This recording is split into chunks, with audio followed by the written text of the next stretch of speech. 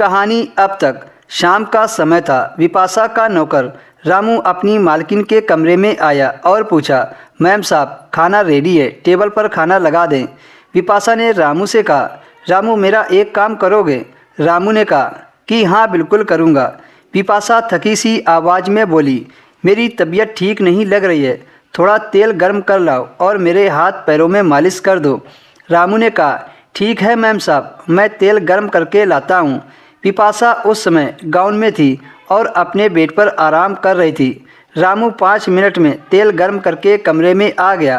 विपाशा ने अपना गाउन घुटनों के ऊपर कर दिया और रामू से कहा कि पैरों में तेल मालिश कर दो।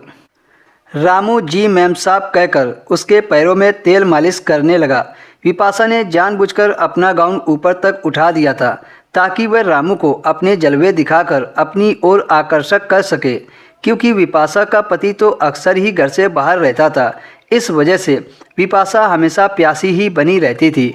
अपनी प्यास को मिटाने के लिए आज उसने ये चाल चली थी ताकि वो भी, रामू यानी कि उसका नौकर, उसके साथ वो अपनी हवस को शांत कर सके।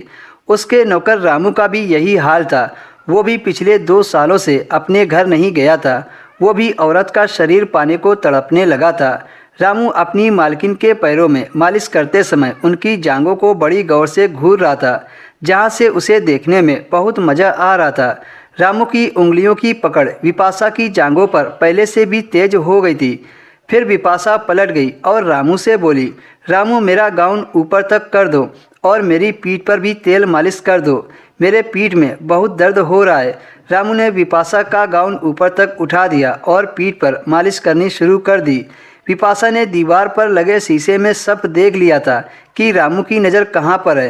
विपाशा ने जानबूझकर ऐसे कपड़े पहने थे ताकि वो रामू की मर्दानगी को जगा सके। रामू पीठ पर तेल मालिश करते समय उसके हाथ कपकपा रहे थे। थोड़ी देर बाद विपाशा पलटकर सीधी हो गई और रामू से कहा, अब बस करो, आज के लिए इतना काफ़ी है। विपाशा समझ गई थी कि रामू को ऐसे तेल मालिश करते हुए काफ़ी मज़ा आ रहा है। अगर मैं कल भी बोल दूंगी तो तुरंत कर देगा। यही सोचकर विपाशा ने आज यहीं समाप्त कर दिया।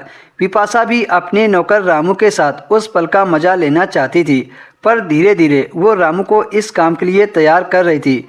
फिर रामू ने रात का खाना लगाया और दोनों ने साथ में बैठकर खाना खा लिया।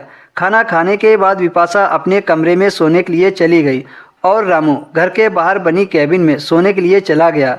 आज रामू को सारी रात नींद नहीं आई थी। वो मालकिन के साथ बिताए उस पल का मज़ा लेता रहा। उसे तेल मालिश करने में बहुत मज़ा आ रहा था। अगले दिन भी विपाशा ने रामू को गर्म तेल लेकर अपने कमरे में बुलाया और कहा कि आज और मेरे पैरों में तेल मालिश कर दो। रामू बैठकर अपनी मालकिन के पैरों में तेल मालिश करने लगा। आज उसकी मालकिन ने हाफ पैंट और छोटी टॉप पहनी हुई थी। मालिश करते समय रामू की नज़र बस 2 जगह ही थी, एक पहाड़ों पर और दूसरी उसके बिल में। जब विपाशा को लगा रामू गर्म हो गया है तो उठकर उसने अपने कपड़े निकाल दिए और कहा कि आज तुम मेरे कोने कोने में तेल मालिश कर दो। फिर क्या था, अपनी मालकिन का खुला शरीर देखकर वो पागल हो गया और हर तरह से मालकिन की तेल मालिश की।